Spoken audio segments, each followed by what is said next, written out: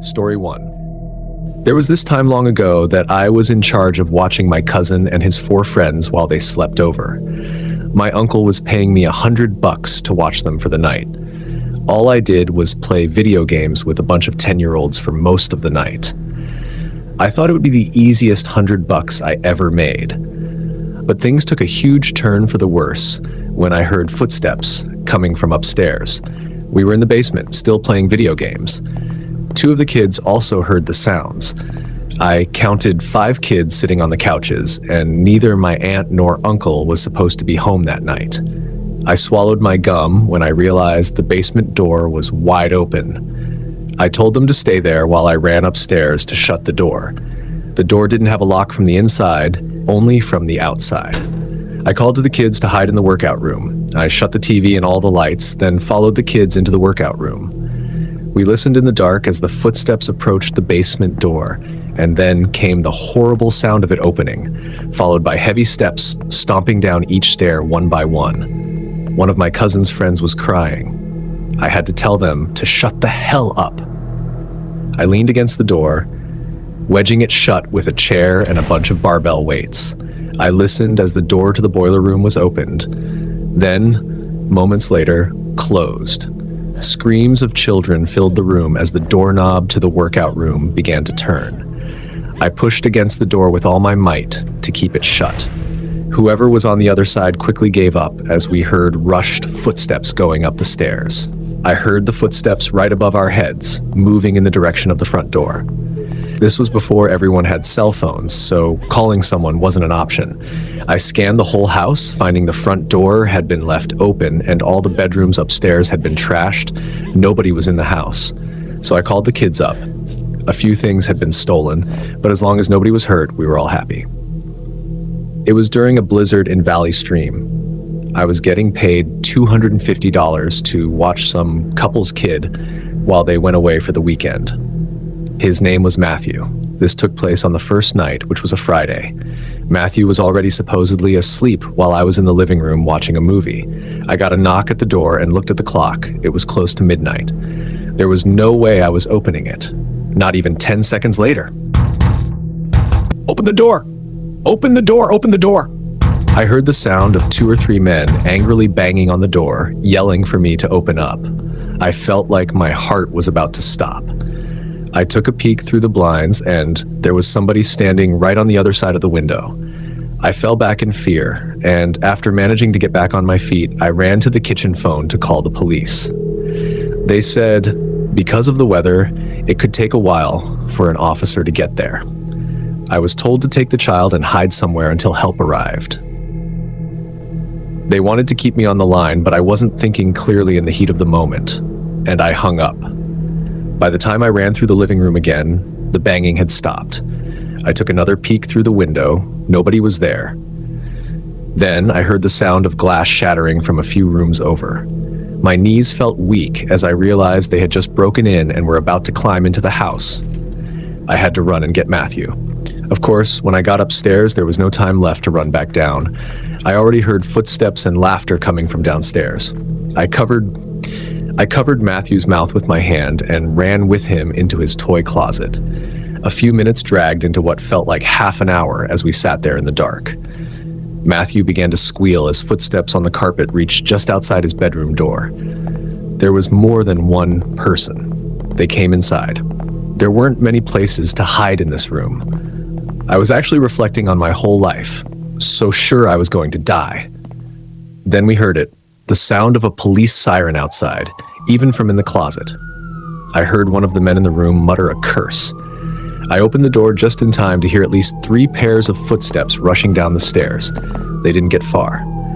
The police later found their footprints in the backyard leading to our shed. There were 5 men in total, and they were all arrested. Story 2. I was 15 years old, still babysitting since I couldn't get a real job.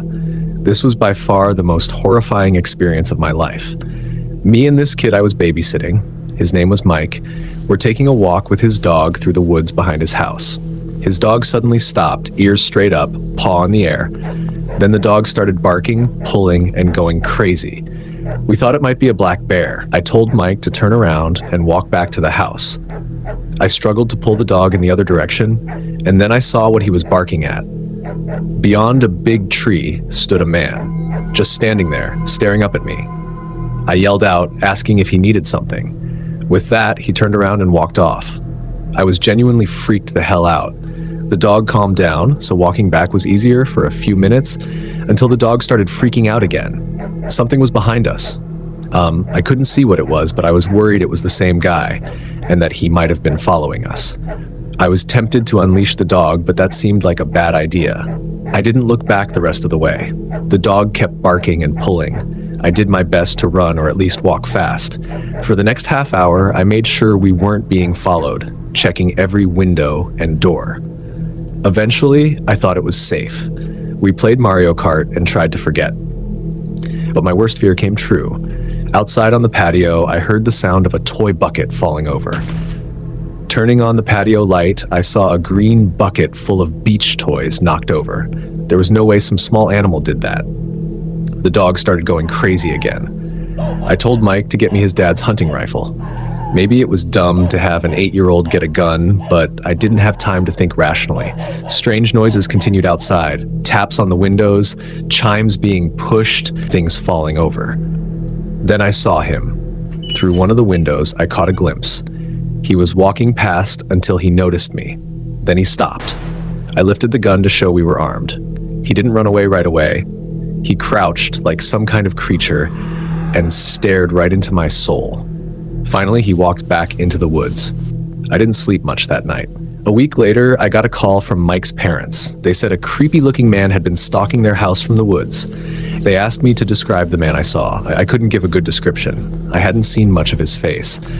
But I assured them it was the same man. They practically begged me to babysit again, but I always respectfully declined. That was a while ago. I have no idea what's become of that family or the man stalking them. Story 3. I used to babysit frequently between the ages of 15 and 18. I lived near a wealthy area and people were generous with pay. There was never a shortage of need for babysitters. I made a decent amount of money. I've taken care of some strange kids, but this one takes the prize. From the moment I met Michael, he seemed quiet and weird. He was 12 years old, which some might argue is old enough to stay home alone, but maybe not overnight. His parents told me he could be a bit strange sometimes and may need extra attention. I didn't really have to do much. The room I would be sleeping in had a huge toy closet, big enough to fit a Lego play table and a bunch of other toys. Michael stayed in there most of the time, building with Legos. I didn't spy on him. I just let him be. But I kept hearing him talk in there, as if someone was with him. Not pretend playing, actual conversation. I assumed he had some kind of problem. Maybe that's what his parents were hinting at. He came down eventually to eat some leftovers from the fridge, then went right back to his closet. It wasn't until I finally told him it was time for bed that he left the closet. I just wanted to sleep myself. Sometime in the middle of the night, I woke up to the sound of toys, like Legos. I called out to Michael to go to sleep. The sound stopped. The closet light wasn't on, so I was confused how he could be playing in the dark. I went to open the closet and turned the light on. Michael wasn't in there. I missed the noises. I wasn't a paranoid person, so I fell back asleep. An hour later, I woke up to light in the room. The closet light was on, but the door was shut. I called Michael's name again. I was pissed. I saw the outlines of feet at the bottom of the closet door, and then heard a little giggle as if Michael was messing with me. I marched over and threw the door open and literally fell back in horror. There was nobody in there. Where the two outlines of feet had been, there was nothing. I felt a pain in my chest from fear. I ran to Michael's room and found him asleep in his bed. I locked his door and laid on the floor just to be next to someone. It made me feel a little safer. When the parents returned the next day, I didn't say a word about what happened. I say what I witnessed because I know it happened. I got paid and left, and I never had to worry about it again.